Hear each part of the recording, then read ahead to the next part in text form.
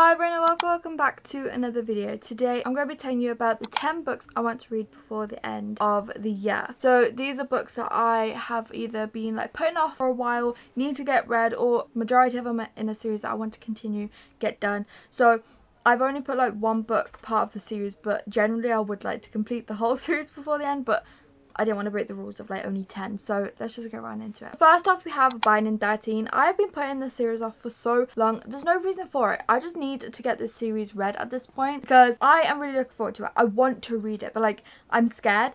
I feel like I'm a little bit worried in case it's also a bit overhyped as well. Like, I don't know, a lot of people talk about this one. That is why I'm a little bit nervous. But I am intrigued by it. I really do want to read it. And that's the whole series in general. A little summary is this explores challenging lives of two teenagers in Ireland, Shannon and Johnny, as they navigate trauma, friendship and first love. Then we have one that I have been putting off for years. And when I say years, I mean probably like 3-4 years since this series in general has been so popular, and that is Addicted to You, which is the first book in the Addicted/Calloway Sisters series. I have been putting this off for so long. I don't know why, but now I feel like it's been so long that like I am nervous for it, but also like I don't know what to expect. Why if it was overhyped, like why have I overhyped it in my head because I've waited 4 years type thing. Like I don't know. This apparently follows Lily Calloway, who is a sex addict, and then Lauren Hale, who is an alcoholic, and they maintain a 3-year fake relationship to conceal their addictions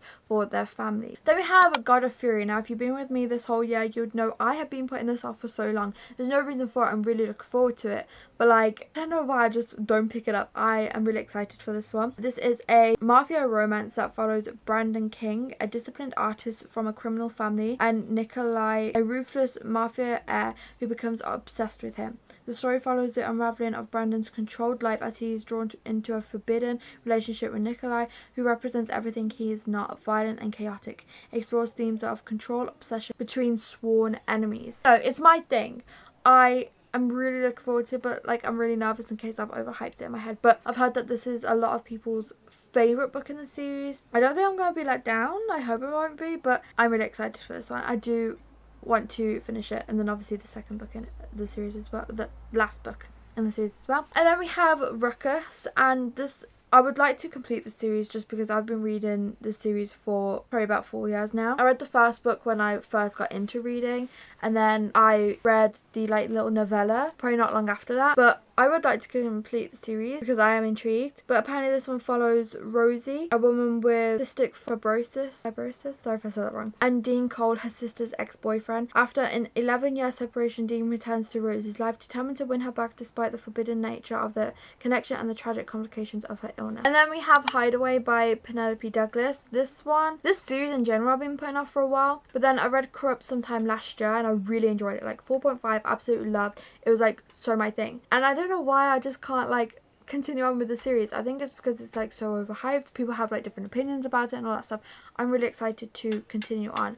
But Hideaway is about Kai, who hunts for a forbidden guest in the mysterious Hope Hotel, which banks seem to know more about than she lets on. It feels like a complex relationship filled with intense tension, past secrets and loyalty conflicts, particularly because Bank is the half sister of Damon, a key feature from the first book. Then we have Inkton Lies, which is the second to last physical book that I own in the series, and I've been meaning to read this for a while. I'd like to complete the series because I do really enjoy the books when I read them.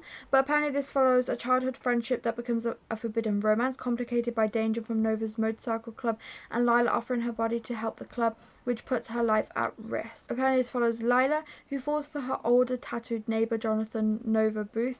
Nova has been a protector to Lila since she was a child, but his own inner demons and a significant age gap make it hesitant to act on his feelings. The synopsis involves a childhood friendship that becomes a forbidden romance, complicated by the danger for Nova's motorcycle club and Lila offering her body to help the club, which puts her life at risk. Then we have Leave Me Behind. Now this one is more of like a recent one. It hasn't been on my TBR for too long, but this was going around a lot, especially on Book Talk, and it was like one of those books that keep going around but you don't really know much about it. So I bought it not knowing much about it until I read the synopsis today.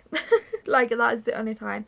But apparently this is about Nell, the sole survivor of an elite squad who is transferred to a new elite unit called Malum. I think I said that wrong. Her transfer is complicated when she discovers her one-night stand is actually her new commanding officer, a cruel man known as Bones, who blames her squad for a past casualty. As their mission goes awry, Nell stays behind with him, and they must rely on each other despite their mutual animosity. Like, that sounds so good. I am even more excited to read it now. Then we have Hawk. Now this one I've seen going around for a while. So apparently this follows a young woman's carefully planned life is disrupted when her seemingly perfect boyfriend's new roommate, the ex-convict Cameron Hawke, moves in. As their lives clash, she becomes curious about Hawke's mystery past, leading to a complicated and intense relationship. This one sounds like I was gonna say dark, but I mean it is a dark romance, but I am excited. It seems like something different from what I normally read. And then finally we have Long Shot by Kennedy Ryan. This I've heard so many good things about, but I've also heard that like you have to be in the right mental place to read this book, just because there are some like dark topics discussed. That is one of the main reasons why I've been putting it off for so long. But apparently this follows the journey of Iris and August, whose connection is immediate and undeniable when they first meet during their final semester of college. The timing, however, is all wrong. August is on the cusp of an MBA career, and Iris is in a relationship with the golden boy rival player Caleb, who is beloved by the media and public. As August embarks on his life of fame, wealth and professional success, Iris' seemingly perfect public relationship with Caleb turns into a nightmare behind closed doors. So I definitely see why there's like so many dark topics discussed and like hard topics discussed, but I am looking forward to getting into this one. Definitely seems different from what I normally read, and I would like to continue, like obviously read the whole series also. So that's the end of today's video. Thank you all so much for watching. Please remember to like and subscribe and leave this emoji if you're watching to the end, and I hope to see you on my next one. Bye.